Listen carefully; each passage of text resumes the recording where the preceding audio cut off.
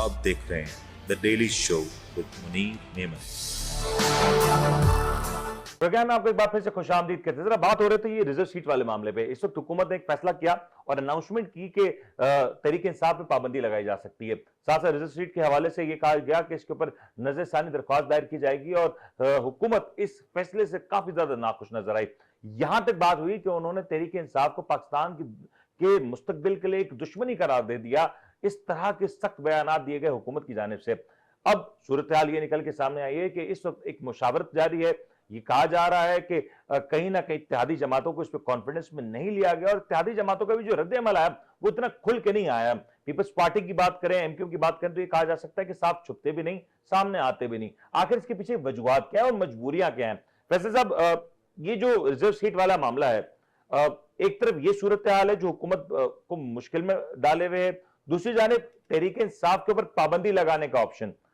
ये ऑप्शन इतना आसान होगा? ये पॉसिबल है? हुकूमत समझती है कि काम कर जाएगी हुकूमत? देखिए, मैं समझता हूँ जैसे मैंने पहले कहा और आपकी बात बिल्कुल दुरुस्त है, ये इतना कोई आसान नहीं होगा क्योंकि किसी भी जमात को बैन करना और ख़ास तौर पे कोई ऐसी जमात जिसकी कि बाकायदा अवाम के अंदर बहुत ज़्यादा गहरी डीप रूट्स हों उसके ऊपर को पाबंद करना या उसको बैन कर देना बहुत ज़्यादा मुश्किल होगा और इसका रद्द-ए-अमल भी हो सकता है आए, न सिर्फ़ अंदरूनी मुल्क आए बल्कि बैरूनी मुल्क भी जो है जहाँ इस वक़्त वैसे भी पाकिस्तान के मामलात पर बड़ी तशवीश ज़ाहिर की जा जी। रही है और मज़ीद जो है ये हमारी जो एक इमेज को मुतासिर करेगा। लेकिन जैसा कि मैंने पहले कहा था कि इसमें जो है असल में सियासी जमातों को बिल्कुल ये इसमें कोई दो राय नहीं, इसको एतमाद में नहीं लिया गया था। ये हुआ ये था कि जो हुकूमत को जो जो हुकूमत जहाँ से भी लेती है जो अपने अहकामात लेती है, जो कोई उनके साथ जो मुशावरत करते हैं हुकूमत के साथ उनकी तरफ से ये हुकूमत को की जानिब से ये हुकूमत को हुक्म हुआ था या ऑर्डर हुआ था या मशवरा दिया गया था कि वो फौरी तौर के ऊपर जो है ये बात करें कि पीटीआई जो है कौमी सलामती के लिए जो है नुकसानदेह साबित हो रही है और जो है इस पर पाबंदी लगा दी जाए।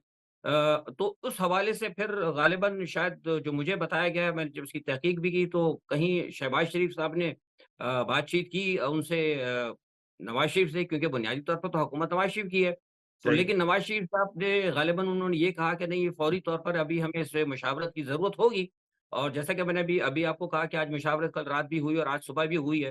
तो उस हवाले से लेकिन बाद में वैसे सुना नून लीग के अंदर मुशावरत हुई थी एक बड़े पैमाने पर। अगर मैं कहूं कि जो चले, ये तो ठीक है, दो भाइयों की आपने कहा, ठीक है, पार्टी भी दोनों ही हजरात की है, बल्कि मोरलेस नवाज शरीफ साहब की है।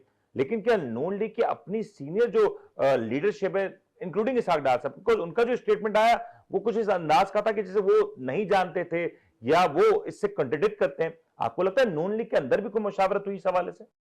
नहीं, बिल्कुल मुशावरत नहीं हुई थी। जो जो हुकूमत को अहकामात देने वाले हैं, उनके दरमियान, शहबाज शरीफ के दरमियान और नवाज शरीफ के दरमियान बात हुई थी, लेकिन नवाज शरीफ ने कहा था कि ज़रा ठहर जाएँ जिसकी वजह से फिर शहबाज शरीफ ने गालिबन उनको ये कहा कि जनाब हम इसके ऊपर कुछ मशावरत करना चाहते हैं, लेकिन उनको कहा गया कि नहीं वक़्त बहुत कम है, जैसे आपको कहा जा रहा है वैसा किया जाए, जो उनको मशवरा दिया जा रहा है, तो लिहाज़ा उन्होंने अता तारड़ को मैदान में उतारा और अता तारड़ साहब जी ने फिर आकर ये जनाब यहाँ पे आके अपना ये एक ऐलान सुनाया जिसकी वजह से फिर मुस्लिम लीग नवाज़ के अंदर भी जो है काफ़ी बड़े पैमाने पर बदमज़गी हुई क्योंकि जैसा मैंने कहा कि देखिए अगर ये जमातों पर पाबंदी लगने की रिवायत चल निकली, तो फिर तो बहुत सारे मामलात कानूनी ऐसे निकल आएँगे कि पीपल्स पार्टी भी ज़द में आएगी, न मुस्लिम लीग नवाज़ भी ज़द में आएगी। हम्म। तो इसलिए ये फैसला ये किया गया है और ये फैसला किया जा रहा है जो मैंने आपको बताया, ये खबर भी है और रात को भी ये फैसला किया गया था कि हम कुछ ऐसा इस मामले के ऊपर आएँ कि जमातों पर पाबंदी ना लगाएँ लेकिन शख्सियत के ऊपर जो है लेकिन इससे पाबंदी फर्क लगा नहीं पड़ा ना सकें। फैसल साहब। हमने देखा कि माजी में जो इलेक्शंस हुए उसमें आपने टेक्निकली एक पूरी जमात के ऊपर पाबंदी लगा दी, जमात का सिंबल ले लिया, जमात के कायदीन एक भी, मतलब टीयर 1 टीयर 2 का लीडर कोई एक नजर नहीं आया हमें। उसके बावजूद वो जमात आज पार्लियामान की सबसे बड़ी जमात है। तो ये कोई वर्क तो नहीं कर रहा सोल्यूशन। और अगर जमात के ऊपर भी पाबंदी लगा दी जाए तो फिर ये भी पॉसिबल है कि तहरीक इंसाफ कल कोई दूसरे नाम से अपने आप को रजिस्टर करे और फिर वापस मैदान में आ जाए। फिर क्या हो सकता है? बिल्कुल, ये आपने कहा ऐसा होगा लेकिन शुरू के अंदर जैसा मैंने कहा कि कुछ कवानीन तरामीम लाना चाह रहे हैं, उसमें ये होगा कि अगर कोई इस प्लेटफ़ॉर्म या आज़ाद भी अगर इलेक्शन लड़ेगा और बाद में अगर जो 9 मई के हवाले से कोई भी शख्सियत है, जो भी बानी है, पीटीआई के चेयरमैन जो हैं, अगर उनके हवाले से अगर कोई मंसूब किया जाएगा, तो उस हवाले से कोई ये ड्राफ्ट ऐसा तैयार कर रहे हैं कि उसको उस शख्स को जो है नाअहल कर दिया जाएगा फौरी तौर पर। लेकिन असल में जो बात वही है जो आपने कही है कि ये इस तरह अब रुक नहीं सकते, वो दोबारा हम्म। कोई दूसरी जमात बनाकर सामने आ जाएँगे। तो मैं समझता हूँ कि ये जो है इसका कोई हल नहीं है और शायद गालिबन यही वजह है कि मुस्लिम लीग नवाज और पीपल्स पार्टी इवन दूसरी इत्तेहादी जमातें भी इस बात की मुखालफत कर रही हैं। और आप देखें ना अभी पहले भी उन्होंने पाबंदियाँ लगाई, कई ग्रुप बनाए, लेकिन कोई फंक्शनल बनकर आ गया, कोई पार्लियामेंटेरियन बनकर आ गया। तो ये मैं समझता हूँ प्रैक्टिस गलत होगी, कामयाब नहीं होगी। आप सही कह रहे हैं। शाह साहब एक चीज ऐड कीजिएगा कि मैं फैसल वाडा साहब की गुफ्तगू सुन रहा था। फैसल साहब का जब नाम आता है तो हमारे फैसल साहब भी बड़े मुस्कुराते हैं। शाह साहब ये जो फैसल वाडा साहब कल इशारा दे रहे थे कि तहरीक इंसाफ धड़ों में तकसीम हो जाएगी, हाल इसका कुछ एमक्यूएम जैसा होगा, तो आज अगर एमक्यूएम का हाल देखें तो ज्यादा बुरा तो नहीं है। अगर एक पार्टी 12 13 6 सीटों से बढ़ के 18 सीटों पे पहुंच गई तो मेरे ख्याल से हाल तो उसका भी अच्छा ही है। किस तकसीम की बात करें फैसल वाडा साहब? लेकिन वो हज़ारों ख्वाहिशें ऐसी कि हर ख्वाहिश पे दम निकले। उनकी ख्वाहिशात इतनी ज़्यादा हैं कि शायद वो मतलब कि समेटना और पूरी होना भी एक उम्र चाहिए उसके लिए। देखिए सीधी-सी बात ये है कि वो जिस तक़सीम की बात कर रहे हैं, वो उसी तक़सीम की बात कर रहे हैं जैसे फवाद चौधरी आ गए हैं, ओन चौधरी अब ओन करना चाहते हैं, अली ज़ैदी शामिल होना चाहते हैं। मतलब वो उस तक़सीम की बात कर रहे हैं कि अगर ये लोग शामिल हो जाएँ। लेकिन मैं देखिए आपको एक बात वाज़ेह कर देता हूँ कि पाकिस्तान तहरीक-ए-इंसाफ जो ये कामयाबी हासिल की है और इतनी सीटें हैं और अभी उनकी मखसूस नशिस्तों का भी मामला है, तो ये तमाम चीज़ें ये सिर्फ़ अवाम के बलबूते पे हुई हैं। ठीक है ना? ये मतलब किसी सियासी जोड़-तोड़ के ज़रिए नहीं हुई हैं, ना ये पीटीआई आप ने कह रहे हैं किसी ऑर्गेनिक है, इसमें कोई इत्ता भी ऐसा मैलिफाइड नहीं है कुछ भी? नहीं है ना, इसमें तो लोगों ने सीधा-सीधा पाकिस्तान तहरीक-ए-इंसाफ को वोट डाला है। उन्होंने तो उनसे तो नहीं उनको तो ये भी नहीं पता था कि किसी ने हुक्के पे वोट डालना है, किसी ने चारपाई पे वोट डालना है, किसी ने कलम पे वोट डालना है। तो ये सारी चीज़ें करने के बाद भी देखिए मुनीर साहब बात है सूरज के आगे हाथ रखने से ना आप ये नहीं कह सकते कि सूरज जो है ना नज़र नहीं आएगा बाकियों सही। को। ठीक है ना? तो हकीकत का सामना करना चाहिए और बॉटम लाइन बात ये है कि 8 फरवरी का इलेक्शन के नताइज को माना नहीं गया, फॉर्म 47 आड़े आ गया, ठीक है ना? अब 11 जजेस के सुप्रीम कोर्ट के फैसले को हज़म नहीं किया जा रहा, ठीक है? अब आ गया जनाब आपके एड हॉक जजेस का मामला, ठीक है ना? तो हमें सोच लेना चाहिए कि इस सियासी चपकलिश के अंदर, इस पावर गेन के अंदर हम मुल्क को किस तरफ लेकर जा रहे हैं? लेकिन शाह साहब एक और स्टेटमेंट भी इस दौरान बड़ा स्टेटमेंट इंटरेस्टिंग है। जो वजीर कानून है आजम नजीर तारड़ साहब, उन्होंने कहा कि जो चीफ जस्टिस है वो ख्वाहिशमंद नहीं है किसी भी तौसी के। ये स्टेटमेंट देने की जरूरत क्यों पड़ी वजीर कानून को? खैर उन्होंने नोश्ता-ए दीवार पढ़ लिया ना, तो अब वो नोश्ता-ए दीवार पढ़कर वो उनको एक सपोर्ट दे रहे हैं, क्योंकि अब चीज़ें सामने नज़र आ रही हैं कि शायद उस तरह चीफ जस्टिस साहब का कंट्रोल नहीं नज़र आ रहा सुप्रीम कोर्ट के ऊपर। तो इसलिए उन्होंने अब बयान भी दाग दिया। ये इसको सियासी बयान आप कहेंगे, ये कोई मतलब उनकी कोई रॉकेट साइंस नहीं है कि उन्होंने कह दिया कि वो चीफ जस्टिस चाहते नहीं है। बेसिकली एक चीज़ जब नज़र बट नहीं इसका आती मतलब उन्होंने ये इस बात चीज़ तो को कर लिया। साबित हुई ना कि इस हवाले से चीफ जस्टिस ने पाकिस्तान से मुशावरत की, तभी उनकी ख्वाहिश और उनकी चाहत का अंदाजा हुआ। शायद ये डिस्कशन ही ना होता, यही आज तक हुआ ही नहीं जो एक काम, उसके ऊपर डिस्कशन करने की जरूरत क्यों पेश आई? मैं आपको बता रहा हूँ ये एक सियासी बयान है, वरना अगर आप ख्वाहिश का पूछ रहे हैं जिस तरह आपने लफ्ज यूज किया ख्वाहिश का, तो वो सबको पता है कि किसकी कितनी ख्वाहिश है। और ये जो मखसूस नशिस्तों वाला फैसला जिसपे हम ब्रेक पे जाने से पहले ही बात कर रहे थे, आपको लगता है इलेक्शन कमीशन इस प्रोसेस को स्मूथली कर सकेगा और ये प्रोसेस हो भी जाएगा? क्योंकि अभी तक की जो इतलात है कि तहरीक इंसाफ के तकरीबन 38 अरकान ने तो फॉर्म जमा करा दिया और 2 ने बैरून मुल्क होने की वजह से अभी तक उसके ऊपर दस्तखत नहीं किए। तो मेरे ख्याल से आपको लगता है कि हो जाएगा मामला?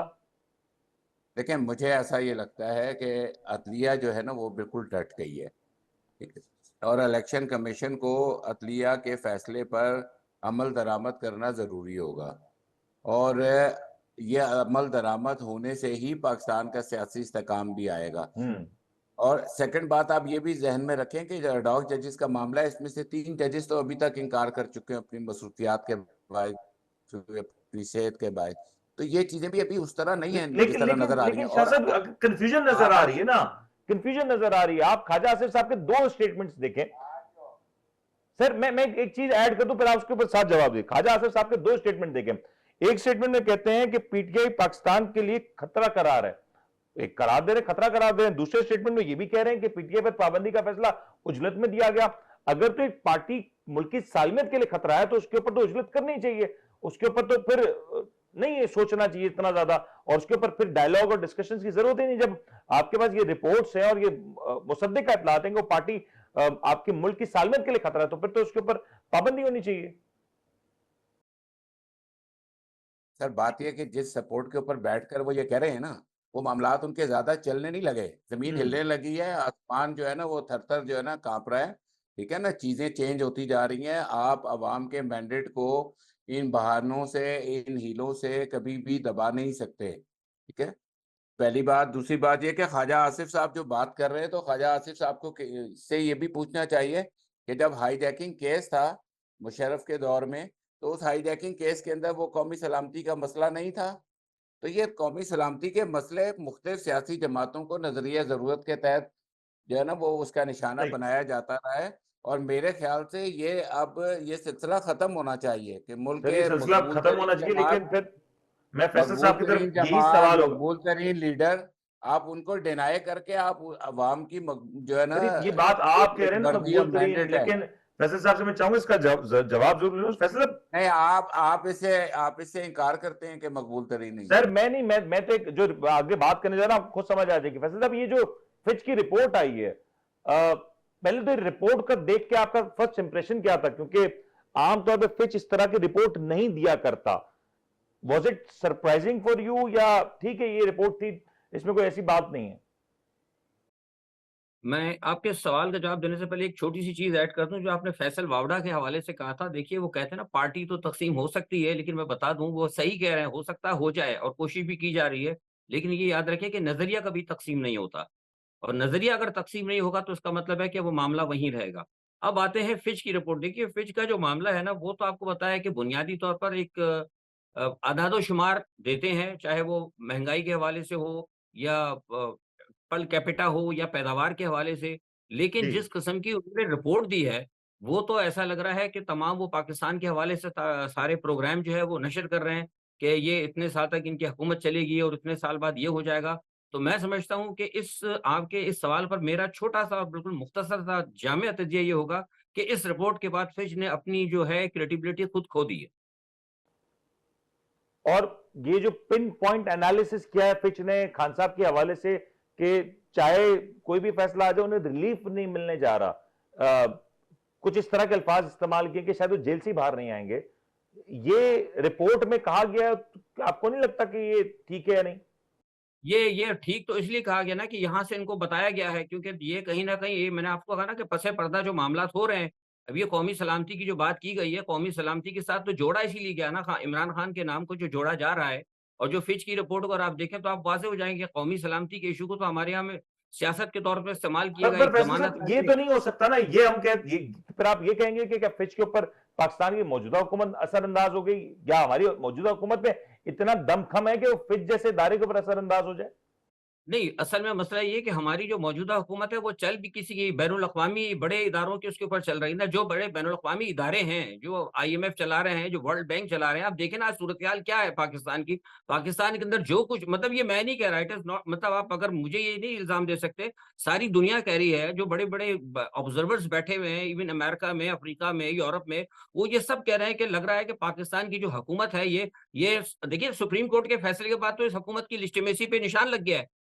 लेकिन उसके बावजूद ये हुकूमत चल रही है, और लग रहा है ऐसा कि कहीं न कहीं इसको, हुकूमत को कोई जो है सपोर्ट फराहम कर रहा है, इसकी कानूनी हैसियत इसको दी जा रही है। अच्छा आप छोटी-सी बात देख लें, आज तहरीक लब्बैक ने बैठ के मुज़ाकरात की। भई क्यों मुज़ाकरात की तहरीक लब्बैक ने इनके साथ? ये तो हुकूमत ही ना जाए। सुप्रीम कोर्ट के फैसले के बाद मैं समझता हूँ कि इस हुकूमत की लिजिटिमेसी खत्म हो गई है। इसकी कोई हैसियत नहीं है। लेकिन उसके बावजूद तहरीक लब्बैक ने बैठ के उनके साथ बातचीत की, उनसे कराई गई। इसका मतलब ये है कि एक तासुर दिया जा रहा है कि हुकूमत जो है पावर में है और ये हुकूमत ही सब कुछ करेगी। अब एडिंग टू योर पॉइंट, आपने कहा कि मामला कुछ बैरूनी है। अगर मामला बैरूनी है तो फिर एक सवाल फिर ये भी है कि जो ख्वाजा आसिफ साहब ने भी स्टेटमेंट दी अक्टूबर के हवाले से कि अक्टूबर में कुछ इस तरह का हो सकता है कि कोई ऐसी अदालत में पिटीशन दायर की जाए और फिर इस पूरे प्रोसेस को नल एंड वॉइड करार दिया जाए। अक्टूबर में और भी बहुत कुछ होना है यूएस में अगर हम बात करें तो। ये क्या सब इंटरकनेक्टेड नजर आ रहा है फैसल साहब, और बड़ा क्लियर होता जा रहा है हर रोज? बिल बिल्कुल ऐसा ही है, क्योंकि जैसे-जैसे अमेरिका के अंदर तब्दीली आ रही है, क्योंकि ट्रंप ने बड़े वाज़ेह तौर पर कहा है कि पाकिस्तान की इंटरनल सूरत-ए-हाल को, ख़ास तौर पे जो पीटीआई के चेयरमैन का जो मसला है, उनको वो बल्कि तो आ चुका है, अखबार में भी आ चुका है। उन्होंने कहा मैं बगौर देख रहा हूँ और मेरी उस पे नज़र है और मेरे आने के बाद जो है मैं इसके ऊपर जो है अपना जो भी है उनका जो रद्द-ए-अमल है या जो कुछ वो चाहते हैं वो करेंगे। और मैं समझता हूँ कि वो बात जो ख्वाजा आसिफ ने कही है वो किसी हद तक कहीं न कहीं दुरुस्त है। और ये सेंस किया जा रहा है कि अगर वहां पे कोई तब्दीली है तो उसके असरात यहां पे होंगे। एग्ज़ैक्टली बिल्कुल ऐसा है, ये 100% ऐसा ही होगा। और वहीं वहां पे तब्दीली के जो इम्कानात है वो भी काफी हद तक अब रोशन हो चुके हैं, क्योंकि शायद जो बाइडेन साहब की पोजीशन है वो भी कोई ज्यादा मुस्तहकम नहीं, खुद वो दस्तबरदार होने के हवाले से सोच रहे हैं, उनके ऊपर भी पार्टी प्रेशर है कि वो दस्तबरदार हो जाएं मकबूलियत को देखते हुए। बिल्कुल ऐसा ही है क्योंकि ये पार्टी पोजीशन भी ऐसी है और रिपब्लिकन ने तो अपना खास तौर पे ट्रंप को सदारती उम्मीदवार के लिए नामजदगी उनकी कबूल भी कर ली है और साथ में डी वेंस को नायब सदर भी बना दिया गया है। तो बिल्कुल ऐसा ही है, जैसे मैंने आपको पहले भी कहा था कि यहाँ पे जो है अक्टूबर में यहाँ पर भी आपको बहुत सारी चीज़ें अचानक इसमें तब्दीली होती नज़र आएगी। ताहम इससे पहले मौजूदा सेटअप की कोशिश ये है कि उनके आने से पहले अगर ये कुछ कर सकते हैं, हालात को अपने काबू में या कोई बड़े फैसले कर सकते हैं, तो बड़े फैसले करने की कोशिश कर रहे हैं। और इसीलिए मैं एक छोटी-सी खबर भी आपके शो से जी ब्रेक जी। कर दूँ कि जो तहरीक लब्बैक का जो धरना जो ख़त्म किया गया है, वो इसीलिए किया गया है कि किसी भी बड़े मुतवक्का फैसले के से पहले लोगों को किसी जगह पहले डिस्पर्स कर दिया जाए ताकि उसके रद्द-ए-अमल से बचा जाए। शाह साहब एक पैरेलल ड्रॉ कर लेते हैं, क्योंकि जो फैसल साहब कह रहे हैं, पहले तो मुझे ये बताइएगा, do you agree to this, क्योंकि ये बहुत से लोगों का ख्याल है कि इंटरनेशनल लॉबी है और एक इंटरनेशनल पूरा सिनेरियो जो तब्दील हो रहा है उसके असरात हम देख रहे हैं कि बांग्लादेश में नजर आ रहे हैं, हिंदुस्तान में भी दिखाई दे रहे हैं, पाकिस्तान में भी नजर आ रहे हैं। साथ साथ अगर पाकिस्तान और यूएस के इस वक्त जो सूरत हाल को देखें तो वहां पे तकरीबन वही कुछ scene by scene copy paste हो रहा है जो पाकिस्तान में हुआ, मोर और लेस चीजें वही नजर आती हैं। आपको भी लगता है कि अक्टूबर एक बड़ा डिसाइसिव मंथ होने जा रहा है?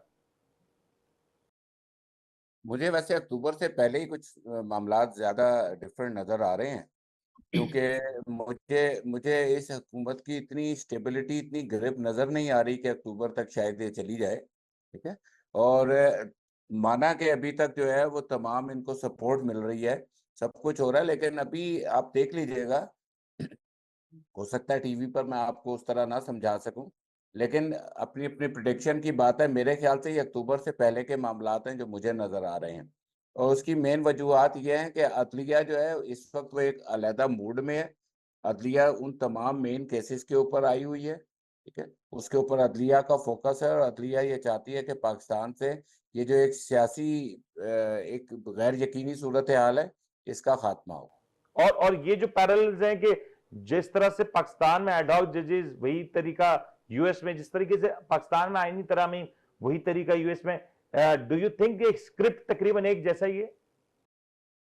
एक जैसा ही नज़र आ रहा है हमें। ट्रंप के साथ जो हुआ वो भी हमें यहाँ पर पाकिस्तान में उसका सैंपल देखने को मिला। और दूसरी बात ये भी देखें आप कि मुझे तो ऐसा ही लगता है कि पाकिस्तान एक छोटी सी लेबॉर्ट्री है, यहाँ पर सारे तजर्बे करके उसके बाद उसको इंटरनेशनल जो है ना वर्ल्ड में उन तजर्बात को जो है ना मजीद दवा बना के बेची जाती है वो। लास्ट कमेंट शाह साहब, खान साहब की रिहाई हमने देखा था कि टेक्निकली तो शायद पिछले जुम्मे को ही रिहाई हो जानी चाहिए थी, ये रिहाई होती हुई आने वाले दिनों में नजर आ रही है, और ये होगा तो कब तक होगा? देखिए, खान साहब की रिहाई का हमें साफ नज़र आ रहा है कि उसको इल्तवा का शिकार किया जा रहा है, क्योंकि उनके इतने अहम केसेस जिसमें हम सुनते थे कि शायद उनको जो है वो आर्टिकल 6 भी लग जाए, अभी तक तो उन तमाम केसेस से वो बरी हो चुके हैं, ठीक है ना? तो अब आप फिर मज़ीद उनके ऊपर एटीसी के अदालत ने केस डाल नैब तोशाखाना का केस खुल गया, तो वही चीज़ें सारी लग रही हैं कि ये एक मतलब ताख़ीर का वो किया जा रहा है, क्योंकि बेसिकली बात ये है कि जो बैठे हुए ताखिर देश हो कर रहे कितनी हैं ना, सकती है बता उनको देना अब सर, असल में मतलब समझ नहीं आ ये रही। कितना अरसा इसको, जो क्योंकि जो अभी अदालती मामला भी जो जेर इल्तवा रहेंगे, छुट्टियों की बारिश, तो उसमें कितना अरसा रोका जा सकता है? कितना अरसा आप रोक लेंगे? आप ज़्यादा से ज़्यादा इसको अगस्त तक ले जाएँगे, अगस्त। फैसल साहब लास्ट कमेंट, खान साहब की रिहाई के हवाले से व्हाट आर योर प्रोडिक्शंस? ये छुट्टियां भी चल रही हैं सर इस वक्त अदालत की, क्या नजर आ रहा है आपको? सर देखिए, मैं आपको बता दूं कि खान साहब की रिहाई मुझे फौरी तौर पर तो नज़र नहीं आती। हुकूमत ने बिल्कुल ये फैसला किया हुआ है और आज मैं आपको वैसे खबर दी है और फिर कन्फर्म कर देता हूं कि आज का जो फैसला पीपल्स पार्टी और मुस्लिम लीग नवाज के दरमियान जो अभी इस वक्त इजलास जारी है और ये ऐवान सदर में हो रहा है। इस इजलास की अहमियत अभी देखें कि ऐवान सदर में हो रहा है। हालांकि सदर जो है गैर सियासी होता है, लेकिन वहां पे मुकम्मल तौर पर सियासी फैसले के हवाले से, इमरान खान के हवाले से, पार्टी के मुस्तकबिल के हवाले से ये फैसला हो रहा है। और यहाँ मैं आपको खबर अपनी कंफर्म कर रहा हूँ कि इमरान खान को सजा देने के हवाले से या इमरान खान को पाबंदी सलासत रखने पर दोनों जमातों के दरमियान एक माहिदा तय हो चुका है।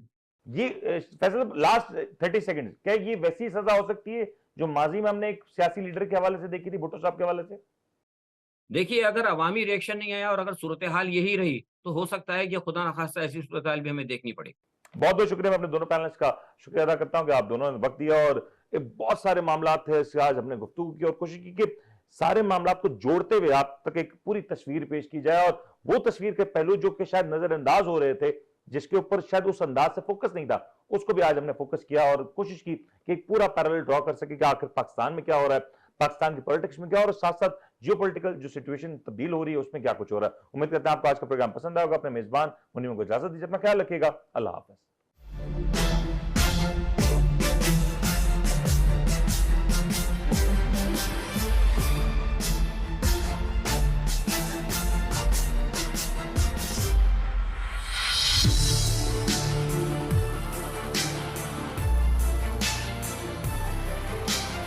आप देख रहे हैं the daily show with Munir नेमत।